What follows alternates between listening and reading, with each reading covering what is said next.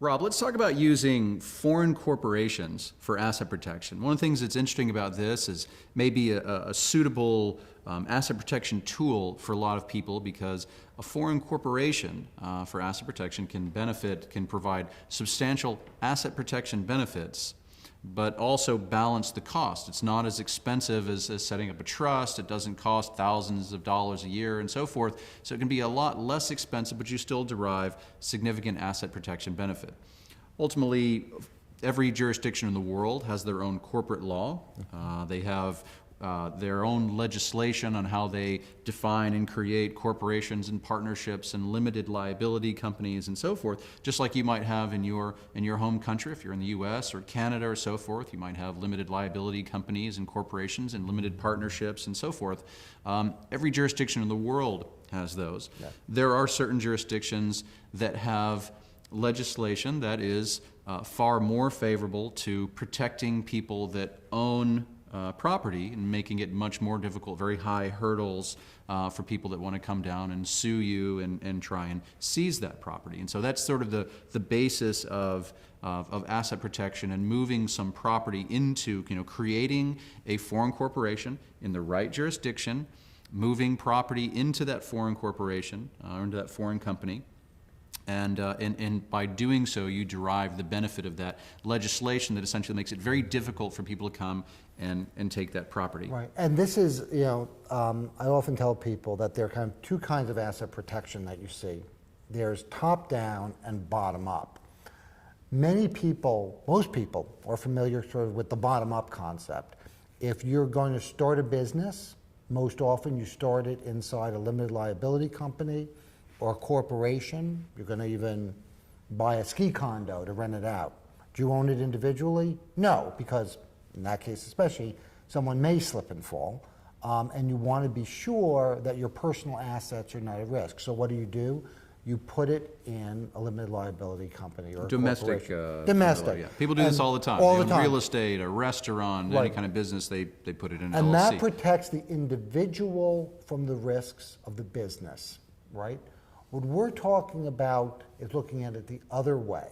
It's top-down asset protection. We are looking at protecting the assets of the business, or the investment vehicle, from lawsuits against the individual for his activities, real or perceived. Right. And so the goal here is to find countries. Sorry, that's an interesting concept. So instead of protecting the individual from lawsuits against the business, it's the other way around. It's the other way around. You're protecting the assets of the foreign company from lawsuits against the individual. Exactly. Right. Exactly. So that's really what we're talking about here. We're talking about protecting the assets. You have assets. You move assets to a business, and we're protecting now. So those are now assets of the business. We're talking about protecting assets of the business from potential lawsuits and litigation against the individual. Exactly. So now, if you have personal assets and you move personal assets in the right way, in a well-structured way, to a foreign company, and then somebody sues you personally, the idea is if it's well-structured and it's in the right jurisdiction, it becomes much more difficult for creditors and plaintiffs and so forth to seize the assets that are now held in the business, because now those don't necessarily belong to you, they belong to the business, they belong to this foreign company. Correct. And now I would argue, and this is true for all asset protection vehicles, but maybe this is a good place to talk about it. People often say, I want to do this, I want to keep it private, I don't want anyone knowing. And I'm like, well, sometimes you want it to be private, and sometimes you want to let somebody who's considering suing you, you want to let them know how very difficult it's going to be. Right. The goal, winning a lawsuit is clearly better than losing a lawsuit. Avoiding the lawsuit altogether That's the best fix. Is the best fix. And if, let's assume this person has hired a lawyer, not the kind of lawyer I am, thankfully, but the kind of lawyer who goes out and sues people for a contingency fee. And that lawyer finds out that all your property is in a foreign well-constructed foreign asset protection vehicle, he's far less likely to take the case, because he knows that even if he wins, he's going to be very old and very gray before he even has a chance of collecting anything. And so Yes, we're doing it to protect you in the event that something goes wrong, but it's also a great way of putting up a huge speed bump to those people who are even considering making your life difficult. They'll be much more likely to sit there and want to negotiate with you like an adult rather than immediately jumping into court. So again, there are almost there's so many different jurisdictions out there, and you hear about these things all the time. There's some island here, some country there.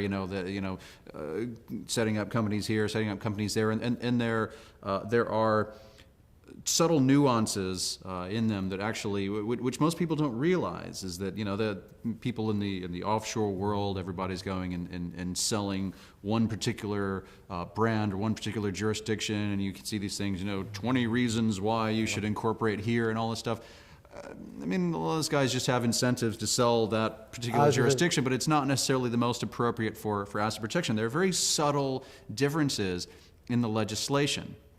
And so, I mean, and they vary from place to place, but those subtle differences can be incredibly important. There are certain jurisdictions that, for example, easily recognize and enforce foreign judgments. So, for example, if a judge in the U.S. or Canada, if somebody could sue you in the U.S. or Canada, and the judge could decree that assets in your corporation from XYZ foreign jurisdiction should be seized, there might be courts in that jurisdiction that would honor that judgment that was made in the U.S. And so it's like somebody could essentially take those assets in your foreign company, even though you get sued in the U.S. That's the sort of jurisdiction that you would want to avoid.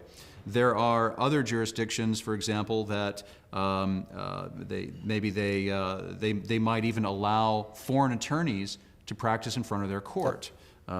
There are other jurisdictions that if you lose a lawsuit, if you're the defendant, if you're the person being sued and you lose the lawsuit, that you might actually lose the property in that foreign company. And so there are many different subtle nuances. And so there, just as an example, there's a concept called a charging order. Yes. And so a charging order is essentially, these are sorts of things we actually like to see in jurisdictions. A charging order is when, even if you lose a lawsuit, a judge would say, okay, you've just lost, and now you've set up a foreign company, and the foreign, you've been sued, and now the judge attaches a charging order to the foreign company.